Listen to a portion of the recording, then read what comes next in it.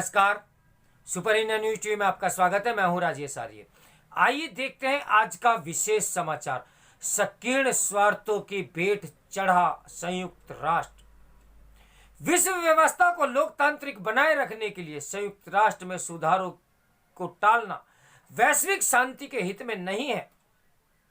रूस यूक्रेन के बीच चल रहे संघर्ष के दौरान एक बार फिर संयुक्त राष्ट्र सुरक्षा परिषद यानी यूएनएससी अपनी भूमिका को निभा पाने में असफल प्रतीत हो रहा है। विगत वर्षों में ऐसी कई अंतर्राष्ट्रीय घटनाएं हुई जिसने इस वैश्विक संस्था की प्रासंगिकता पर प्रश्न चिन्ह खड़ा कर दिया है। इस वैश्विक संकट में सुरक्षा परिषद की असफलता विश्व सरकार की संकल्पना को लगातार कमजोर कर रही है।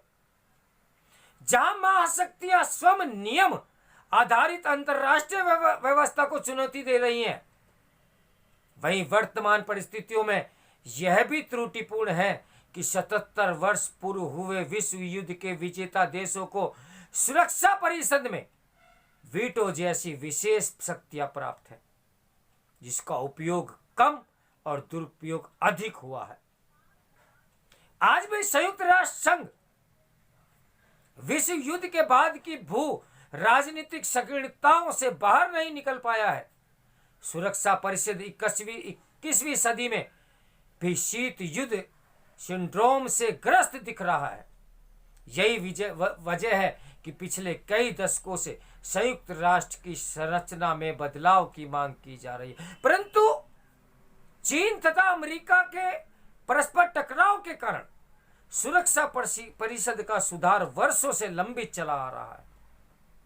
विगत वर्षों में देखा जाए तो वीटो प्राप्त महाशक्तियों ने ही नियम आधारित अंतर्राष्ट्रीय व्यवस्था को सर्वाधिक नुकसान पहुंचाया है।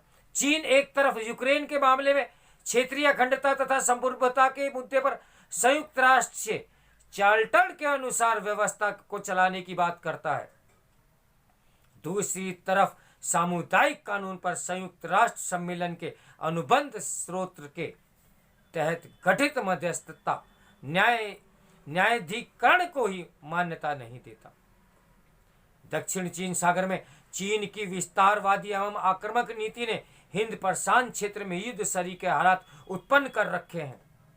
आतंकवाद और मानवाधिकार हनन जैसे विषयों पर भी सुरक्षा परिषद के स्थायी सदस्यों को आपसी खींचातानी ने इन वैश्विक चिंताओं को और बढ़ा दिया है।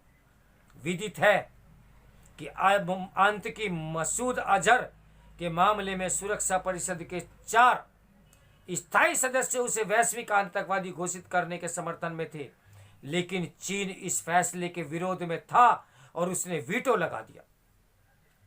हालांकि बाद में चीन द्वारा मसूद अजहर को वैश्विक आतंकवादी घोषित किया गया। चीन और पाकिस्तान द्वारा अपने अल्पसंख्यक नागरिकों पर लगातार अत्याचार किया जा रहा है। चीन में दमन का शिकार होने वालों में तिब्बती, ईसाई, उइगर मुस्लिम तथा हांगकांग में नागरिकों के अधिकारों के लिए लड़ने वाले लोग शामिल हैं। वहीं पाकिस्तान में भी हिंदुओं तथा सिखों पर लगातार अत्याचार हो रहे हैं। गिलगित बाल्टिस्तान एवं बलूचिस्तान प्रांत में मानवाधिकार हनन का मामला तो अब अंतर्राष्ट्रीय चिंता का विषय भी बन चुका है। पाकिस्तान में हो रहे अल्पसंख्यकों के उत्पीड़न को ह्यूमन राइट वॉच के अनुसार महामारी की संज्ञा तक दे दी गई है। ऐसी स्थिति में भी चीन और पाकिस्तान का संयुक्त राष्ट्र के मानवाधिकार परिषद में निर्वाचित होना तथा सुरक्षा परिषद की चुप्पी संयुक्त राष्ट्र के भविष्य के लिए चिंताजनक नहीं तो और क्या है।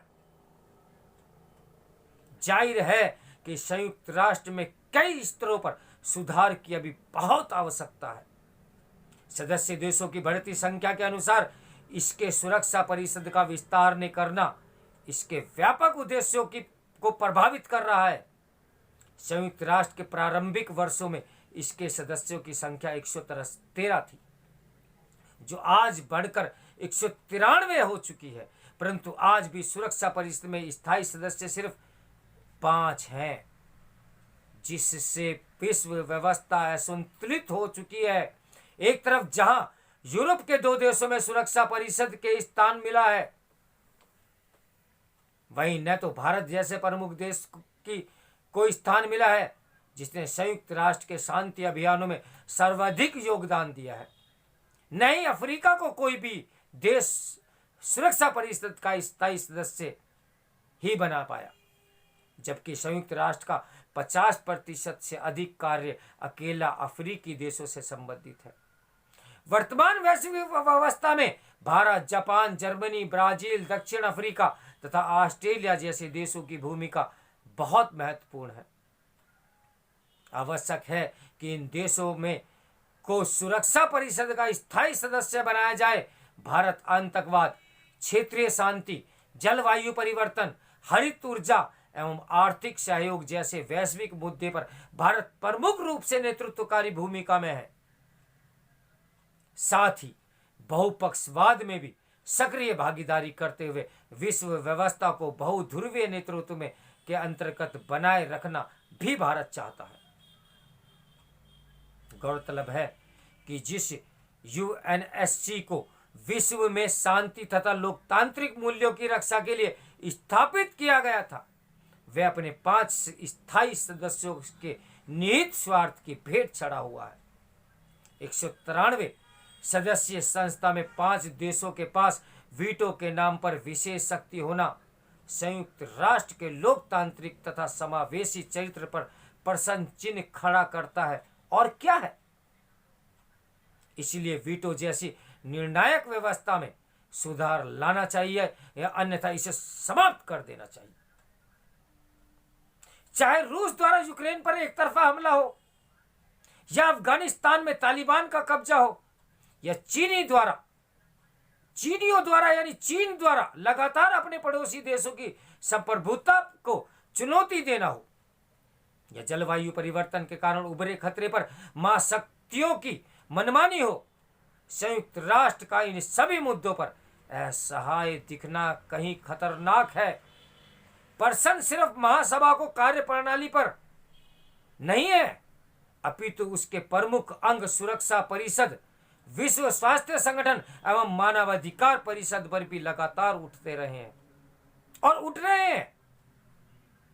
वैश्विक व्यवस्था को न्यायपूर्ण तथा लोकतांत्रिक बनाए रखने के लिए इन संस्थाओं में सुधार को लंबे समय तक टाला जाना वैश्विक शांति के हित में नहीं है, नहीं है, नहीं है। आज कहीं रूस का आक्रमण जो हुआ है, क्या उसमें संयुक्त राष्ट्र संघ की कोई भूमिका है? क्या वे देश सीरियस होकर उसमें अपनी ऊर्जा को खर्च कर रहे हैं? यही कारण है कि पूरे विश्व के छोटे देश के माथे पर पेशानी की लकीरें साफ देखी जा रही हैं।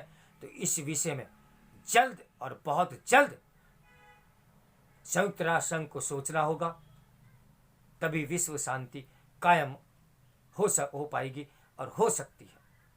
इसके लेखक हैं जेएनयू के डिप्लोमेसी एवं डिपार्टमेंट विभाग में असिस्टेंट प्रोफेसर डॉक्टर अभिषेक श्रीवास्तव। तो मेरे साथ बने रहिए सुपर इंडिया न्यूज़ टीवी की ब्रेकिंग न्यूज़ के लिए। नमस्कार, मैं हूं राजेश आर्य।